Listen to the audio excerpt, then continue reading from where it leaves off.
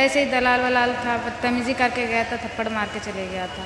एक क्लाइंट से फ्री हुए, फिर दूसरे को देखे, फिर तीसरे को देखे। सोएंगे का बॉडी इतनी पेन करती, इतना थक जाते थे। तो बस जब तक हम लोग का रूप है, जब तक देखने में अच्छी है, तब तक लोग पूछेगा। जिस दिन हम लोग का उम्र ढलेगा उस दिन हम लोग को कोई नहीं पूछेगा। यहाँ हर शाम एक माँ की चूड़ियाँ टूटती है, हर एक रात एक बेटी का बचपन मरता है।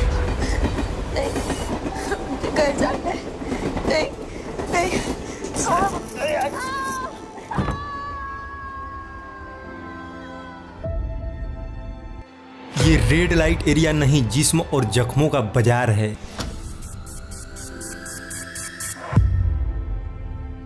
जहाँ कई फीमेल्स की कीमत आज भी 250 से 300 रुपए है। इस धंधे में कितना कमा लेते हैं। साले जब आते हैं तो 200-300 रुपए देते हैं। कितना लोगे? 200 रुपए। क्या बोल? 350। जीबी रोड के कोठे पर काम करने वाली हर लड़की किसी अपनों के ही धोखे की शिकार है। कोई उसे प्यार में उलझा कर यहाँ इस धंधे में धकेल दिया है, तो कोई अपने मजबूरी में ये काम कर रही है। बोल के लेके आया, हमें क्या पता है ये जीबी रोड में छोड़ के चली गई। यहाँ पर काम करने वाली हर वर्कर्स की कहानी अलग अलग है। उसके पेट की रोटी उसकी इज्जत के टुकड़ों पर सेकी जाती है। लोग भले ही इन्हें गंदा बोलते हैं, मगर वो क्या है जिसने इन्हें यहाँ धकेला है। एक ऐसा शहर जो सपनों को पूरा करने के लिए जाना जाता है, लेकिन इस शहर की एक गली ऐसी भी है जहां सपने नहीं सिर्फ सौदे होते हैं। दिन में ये सड़क दिल्ली का एक बड़ा बिजनेस हब नजर आती है। ये मशीन पार्ट्स, हार्डवेयर और इलेक्ट्रॉनिक्स का सबसे बड़ा मार्केट है, लेकिन रात होते ही यहाँ की गलियां एक अलग दुनिया में बदल जाती है। यहाँ सब कुछ बिकता है, जिस्म भी और जिंदगी भी, लेकिन क्या कोई इस दलदल से बाहर निकल सकता है? आज की इस वीडियो में हम जानेंगे जीबी रोड की पूरी हिस्ट्री, करंट सिचुएशन और क्या यह इलाका कभी अपने डार्क अतीत से बाहर निकल पाएगा।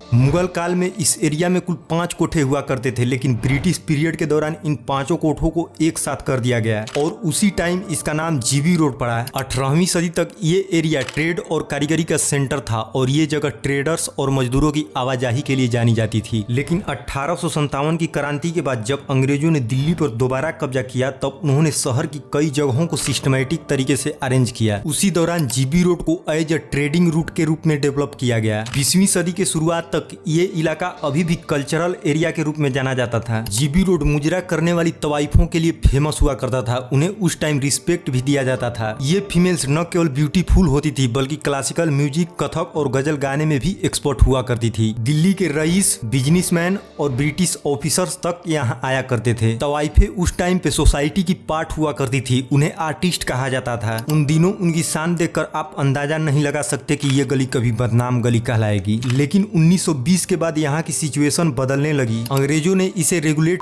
वर्कर्स जोन बना दिया ताकि सैनिकों और ऑफिसर्स की जरूरतें यहीं पूरी हो सके। इसके बाद से ये इलाका कोठे और रेड लाइट एरिया के रूप में फेमस हो गया। यहीं से जीबी रोड की इमेज एक कल्चरल सेंटर से एक बदनाम एरिया में बदलने लगी। टाइम के साथ अपना असली रूप खो दिया और धीरे धीरे वृत्ति का अड्डा बन गया। 1920 के बाद भारत की आजादी की लड़ाई तेज हो रही थी, लेकिन दूसरी ओर जीबी रोड की गलियों में कई फीमेल्स पोवर्टी, शोषण और लाचारी की कैद में थी। 1940 आते आते ये इलाका पूरी तरह से रेड लाइट एरिया बन चुका था। यहाँ पर लड़कियां बिहार, बंगाल, असम, नेपाल और यहाँ तक कि अफगानिस्तान से भी लाई जाती थी और उनका व्यापार किया जाता था। साल 1947 में भारत आजाद हुआ, साथ ही साथ इंडिया पाकिस्तान का पार्टीशन भी हुआ। लाखों लोग पाकिस्तान से दिल्ली आए। जीबी रोड पर भी पार्टीशन का असर पड़ा। कई फीमेल्स जो पंजाब और सिंध से लाई गई थी वो यहीं पर फंसी रह गई। 1947 और 1950 के बीच ये इलाका और भयानक हो गया। इसकी स्थिति और खराब हो गई। गवर्नमेंट लेवल पर कई बार इसे बंद कराने की कोशिश भी की गई, लेकिन मजबूरी और सामाजिक ढांचे की कमजोरी ने इस जगह को जारी रखा। जबरन व्यापार चलता रहा और ये जगह अंधेरा की दलदल में फंसता चला गया। 1956 में इंडियन गवर्नमेंट ने इमोरल ट्रैफिक एक्ट बनाया। इसका सीधा सा मकसद था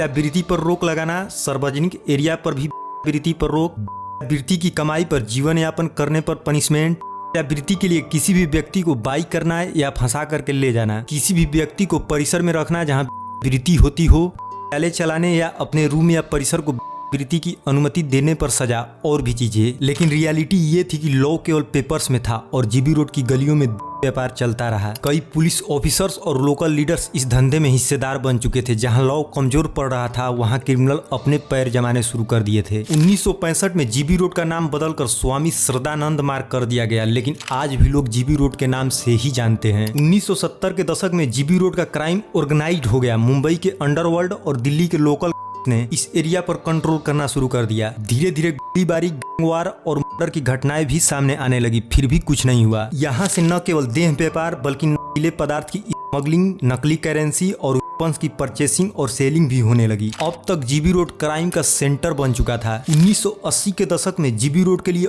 और डिफिकल्टी आने लगी। भारत में एड्स का खतरा बढ़ने लगा। जीबी रोड के गलियों में भी इस पैंडेमिक ने अपनी दस्तक दे दी। सैकड़ों फीमेल्स इन्फेक्टेड हुई, लेकिन ट्रीटमेंट और अवेयरनेस की कमी थी। उनका सही से इलाज नहीं हो पाता था। गवर्नमेंट और एनजीओ ने इस पर ध्यान दिया, लेकिन सिचुएशन इतने खराब थे कि बचाना इम्पॉसिबल था। इसी बीच कुछ संस्थाओं ने भी गर्ल्स को बचाने का ट्राई करा, लेकिन ये प्रयास एक समंदर में एक बूंद की तरह थे। 1990 के दशक में मीडिया और पॉलिटिक्स के कारण एक बार फिर से जीबी रोड हेडलाइंस में आने लगा। बड़े बड़े जर्नलिस्ट और टीवी चैनल्स ने जीबी रोड पर डॉक्यूमेंट्री बनाना शुरू कर दिया। वहां पर मीडिया ग्राउंड रिपोर्टिंग करना शुरू कर दी। देश भर के लोग जीबी रोड का रियल इमेज जानने लगे।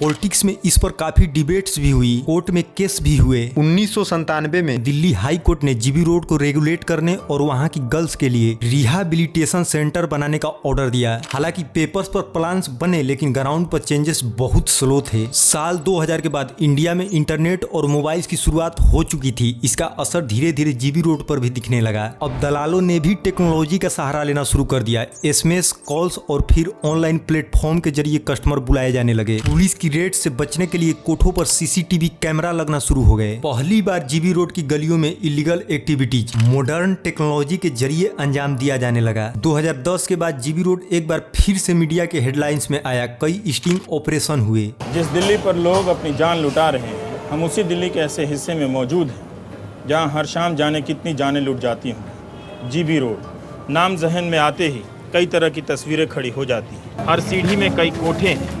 इस तरह की 28 सीढ़ियों में 108 कोठे चल रहे हैं। कैमरा जल्दी से झांक कर देख लेता है कि औरतें पूरी रात जागने के बाद देर तक सो रही हैं। एनजीओ और पुलिस ने मिलकर रेस्क्यू ऑपरेशन चलाए। सैकड़ों गर्ल्स को छुड़ाया भी गया, लेकिन जैसे कुछ को इस दलदल से आजादी मिली, उनकी जगह दूसरी गर्ल्स आ गई। ह्यूमन स्मगलिंग का साइकिल रुकने का नाम ही नहीं ले रहा था। इसी दौरान हाई कोर्ट ने एक बार फिर से सख्ती दिखाई, लेकिन करप्ट सिस्टम के आगे सब वीक पड़ता गया। 2015 के बाद जीबी रोड पर दो इमेज देखने को मिली। पहली साइड एनजीओ और सोशल वर्कर्स ने गर्ल्स को एजुकेशन, स्किल्स और रिस्पेक्टफुल लाइफ देना चाहते थे। दूसरी साइड सोसाइटी की डबल थिंकिंग और बेशर्मी, जहां दिन में इन्हें गंदा कहा जाता और रात को उन्हीं गलियों का रुख किया जाता। ये देखो आई धंधे वाली, ये देखो आई धंधे वाली, ये देखो धंधे वाली आ गई है। ये देखो सब लोग धंधे वाली आई है रात में आके। ये देखो ये देखो ये देखो ये देखो ये देखो देखो ये आइए।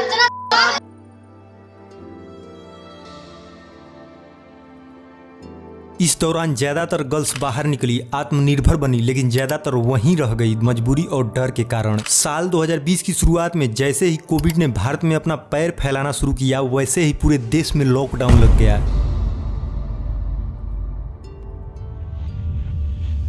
कोठों के भी दरवाजे बंद हो गए, कस्टमर भी गायब हो गए। गवर्नमेंट ने तो लॉकडाउन कर दिया, लेकिन सबसे बड़ा सवाल था पेट की रोटी का। हम परेशान हो रहे हैं, हमें राशन नहीं मिल रहा और अब बच्चे घर में भूखे मर रहे हैं।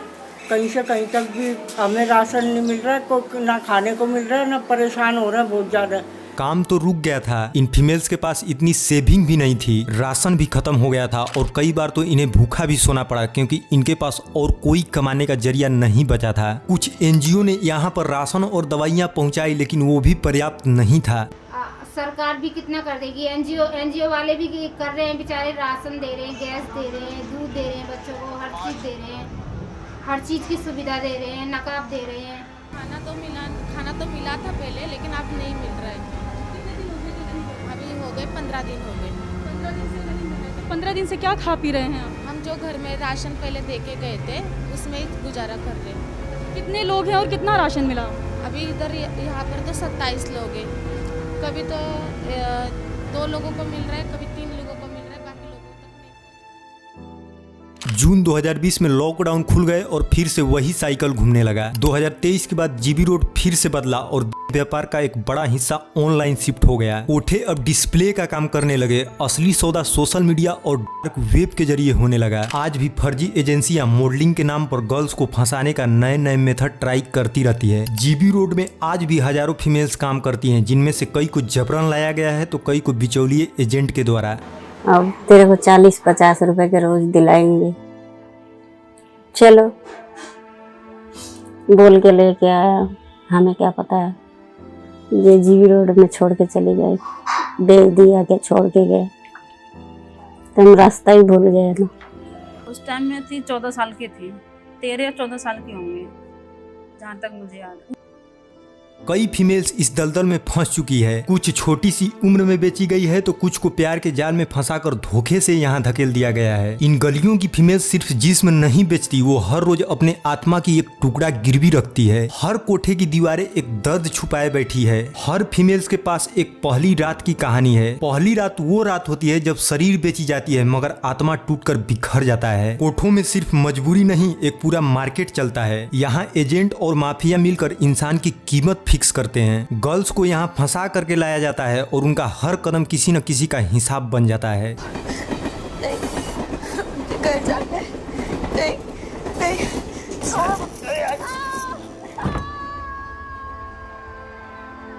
कोठों के अंदर भी रिलेशन की तलाश होती है। कोई अपने माँ की याद में रोती है तो कोई अपने बच्चों को इस जिंदगी से दूर रखती है। एक बेटा है, बेटे को पता चल गया मैं इस लाइन में रहती हूँ, वो मुझसे नफरत करता है, मुझसे बात नहीं करता। वो मेरे को दुख होता है। अब एक बेटा है, वो भी मेरा साथ नहीं दे रहा, तो दुख लगेगा ही बुढ़ापा में। और किसी ने तो यहाँ भी प्यार ढूंढने की गलती कर बैठती है, लेकिन हर बार जवाब सिर्फ एक ही मिलता है। यहाँ कोई रिश्ता नहीं टिकता, सिर्फ सौदा टिकता है। यहाँ एज सबसे बड़ी गुनाह बन जाती है। जवानी में खरीदा जाता है और एज ढलते ही छोड़ दिया जाता है। कौन इंसान आप उसका किडनी बेच के खाएगा? कौन इंसान बुढ़ा होने के बाद फेंकेगा? बोलो। जब यहाँ की फीमेल्स 40 पार की होने लगती है तो उन्हें कोठे की कोने में धकेल दिया जाता है। उनका नाम तक नहीं लिया जाता। तब जिंदगी बस एक इंतजार बन जाती है, वो भी मौत का। इंडिया में जबरन व्यापार इलीगल है, लेकिन आज भी ये धंधा चल रहा है। कई बार पुलिस रेड भी करती है, कुछ लोग अरेस्ट भी किए जाते हैं। कुछ ऑर्गेनाइजेशन इन फीमेल्स को इस दलदल से निकालकर नई लाइफ देने का काम कर रहे हैं। कई फीमेल्स इस दलदल से बाहर निकलकर अब नई जिंदगी की शुरुआत भी कर रही है। कुछ फीमेल्स खुद आगे आकर दूसरे के लिए इंस्पिरेशन बन रही है, जो कभी खुद शिकार हुआ करती थी, अब दूसरों को इस जाल से बाहर निकालने के लिए फाइट कर रही है। जैसे कि मैंने लोगों का ट्रस्ट किया हूँ, वैसे एक आम लड़कियों को एक ही बात कहना चाहती हूँ, आंख बंद करके किसी पे ट्रस्ट मत करो। और ट्रस्ट करने से अपना लाइफ ख़राब होएगा और आने वाला अपने बच्चों का भी लाइफ ख़राब हो सकती है। भले ही एक अच्छा इंसान तुम्हारी लाइफ सेटल करने के लिए मिल गए तो ठीक है, ना मिले तो ज़िंदगी भर अकेली धक्के खाने पड़ेगा।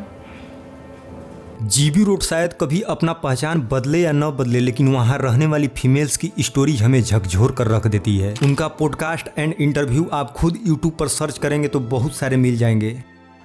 वैसे ही दलाल वलाल था, बदतमीजी करके गया था, थप्पड़ मार के चले गया था। करते मजबूरी उनको लेके जाना पड़ता है अंदर। 300 रुपये देते वो लोग, बाहर टोकन देते।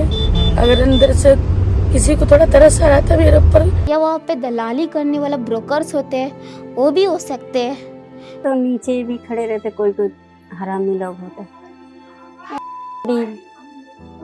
हाथ लगा के चला जाता, गाली बक के चले जाते, कोई मार के भी चले जाते। क्या कर सकते।